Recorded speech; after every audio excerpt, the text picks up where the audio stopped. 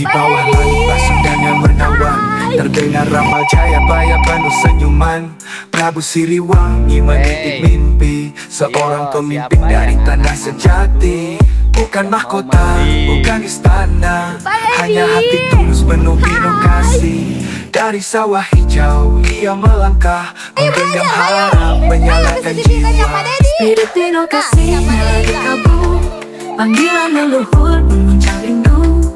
Dari Pasundan dunia menanti, Satria Piningit tunaikan janji bakti. Bangkitlah Pajajaran, kejayaan di depan mata. Spirit inovasi menyala di setiap jiwa. Kanda Di Mulyadi, muda Ambon yang dinanti.